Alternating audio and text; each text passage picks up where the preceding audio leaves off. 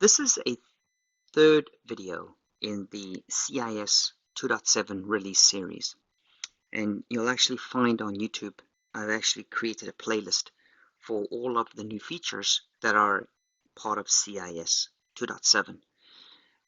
With this feature that we're going to talk about today, we've changed the fundamental ways that ConfigMap works.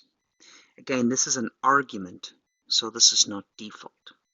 So the default behavior I'm actually going to show you first, and then what I'm going to do is I'm going to actually enable the argument within the latest version of CIS to change the functionality a little bit and kind of show and talk about the benefits that you're actually going to see. So let's talk about ConfigMap. ConfigMap is actually really cool. Let's take a look at an example of a ConfigMap and talk a little bit about why use ConfigMap. And so if you ask me, Mark, why would I use ConfigMap? Well, the first reason to use a ConfigMap is if you're trying to do something non-standard. For example, I want to load balance a protocol that is not HTTP, that is TCP based, but it's not specifically service HTTP. So using service type of TCP, this is the class, this is the template, right? That's where the defaults come. And the protocol itself is maybe a protocol that is database-like, that's maybe long-lived connections. Maybe it's a message-based protocol. It's just non-HTTP based, right? And so therefore, ConfigMap is perfect because ingress doesn't really work for you. CRDs could work. You could use transport server. It would totally work. But the other item is if you want to highly customize your AS3 template, right? AS3 basically abstracts big IP objects under the virtual server. CIS will cover a percentage of those objects abstraction, but not everything. In the latest policy CRD, which is also a 2.7 release, there's a video in the playlist. The policy CRD covers way more than before, but still doesn't cover everything and potentially might not cover everything in an AS3 config map. So AS3 config map is quite powerful. However, you're dealing with JSON in the YAML. You're dealing with AS3 inside Kubernetes, and AS3 is the API based, and so you have to be familiar with that. Now you can templatize it. There's many different ways of doing it. But if we look here, we can see the tenant name, the application name, the virtual server name, the virtual server address, and the pool. In my example here, I've created one pool, and I'm sharing the pool across all my different config maps. What's really cool here is that with this config map, what I can do is I can tie it to a namespace. A namespace could be a tenant. So try and tie all of your applications together. Maybe the best is not to have, like, let's say 10 applications, 10 tenants, but maybe you could have 10 namespaces and 10 tenants, and then tie all those applications within this config map. So you have to build that effectively. So let's get back to the change here. And let's talk a little bit about that, the change that's going to happen here with the new change where it's tenant-based AS3 declaration, right? And so that's interesting, tenant-based AS3 declaration. So CIS will send something different than before. But let's go and show you the problem first. So on Big IP, I'm going to go to my virtual server. I'm going to take a look to see if I have any tenants. I only have K8S. That's the default tenant. And there's nothing in this. Should be no virtual servers in here. That is correct. It's just a default tenant. So this is pretty much a blank Big IP. So what I'm going to do is I'm going to create those 3 virtual servers that I have in this example here. I have virtual server 1, 2, and 3. And so there's actually something interesting with the 3 of these virtual servers. So if we look here, this virtual server is correct. It's address of 120. Let's take a look at the second one. The second one has an address of 122. And the third one has something interesting. Aha, I fat fingered it. Clearly that's not going to work. Big IP is going to reject it. AS3 will reject it. I know for a fact the virtual server will reject it. Now let's see what happens when I apply all of these three examples. So let's go into Kubernetes and let's do a kubectl. Oh, come on. Let's do a kubectl create. And what we're going to do is we're going to create all three config maps, 1, 2, 3. And let's go and log this.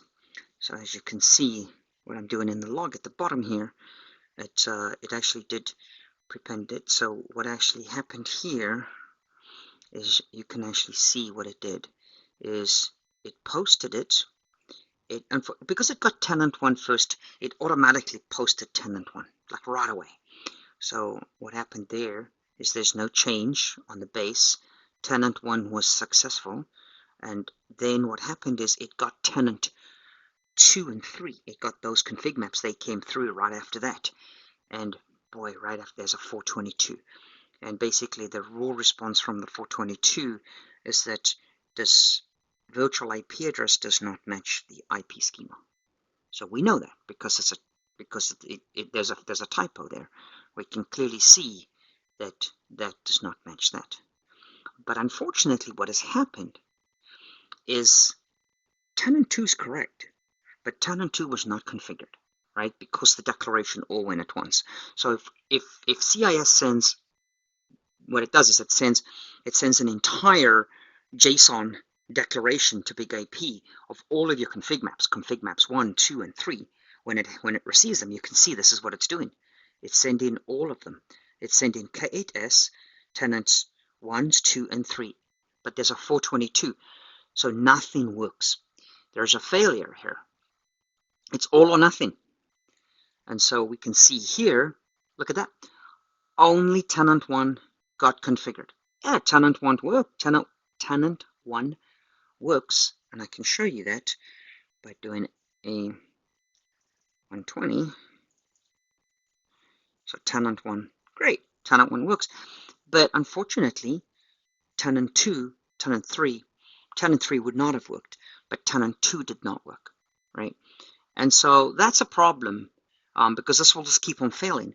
And so if there's an update in Kubernetes, let's say, for example, I go and remove the service, it will never update because there's a failure in the declaration. So if I make an update, let's say, for example, I take the services down, there won't be, potentially the monitor will fail, but there won't be an update in Kubernetes. And so that's clearly a problem. So let's go and move to using the new feature in CIS 2.7, and let me show you the difference. Okay, so what I've done is I've loaded CIS 2.7. So this is just a pre-release of CIS 2.7. What I'm going to do is I'm going to go ahead, and you can see it's still failing. I'm going to go ahead and restart CIS with the new version. Also with the configuration that you need, the argument. There's an argument that you need. I've enabled that in the configuration. So let's go ahead and restart. I'm just going to remove my current deployment. Remove my current deployment and then recreate it. So kubectl delete -f, and it's the deployment file. So we'll see automatically the log will stop. No, that's expected. So we'll go ahead and, of course, recreate CIS. You can also do this by scaling it down. That's probably the better way of doing it. Scale it down, scale it up. It doesn't really matter in this case. So I'm going to stop the log again. And so up, see. And so we want to do kubectl. logs, there we go. So we're logging the AS3 log. So waiting for the container to start. So there you go. So there is the first one. And so it's posting the declaration. So notice that there's tenant 1. Interesting. So notice there that it's posted tenant 2, success. Tenant 2 is successful.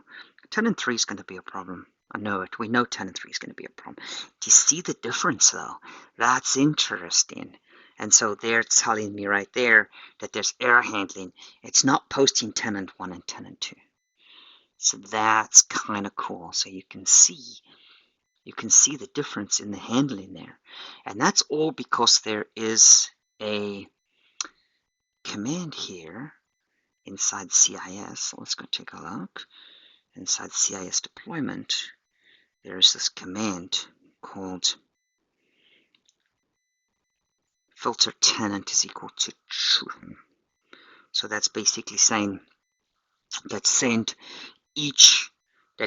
don't just send one big blob, send them each as an AS3 declaration. So if one of the AS3 declaration fails, then at least the others that actually work are successful. And so that's what this feature is really all about, this feature here called tenant configuration. So the tenant configuration here, by enabling this filter tenant is equal to true, if one of the config maps fail, it's not going to fail your entire deployment. Right? So that's really cool. And all you have to do is config map is equal to true, and of course config map filter tenant is equal to true. And so you could actually see it there. If we go to big IP, you will notice tenant 2 is there as well. And back to the logs, you can see that it's trying to add the tenant 3. You see, only the tenant 3, because the other 2 tenants there's no change, so it doesn't continuously need to re-add. This is really interesting. This is going to help with potential CPU workload or CPU cycles on big IP. This is potentially, as it kind of breaks things up. Let's say, for example, you have 10 tenants, 10 namespaces, and you only make one update. It's only going to update the specific tenant, right? Which is maybe a smaller declaration, which means it's smaller declaration. It's not the big declaration, and so therefore the performance is going to be better. So this is a win-win. Highly recommend this feature for anybody using ConfigMap. So that is the demo of tenant-based AS3 declarations for ConfigMaps that's coming in CIS 2.7. Thanks.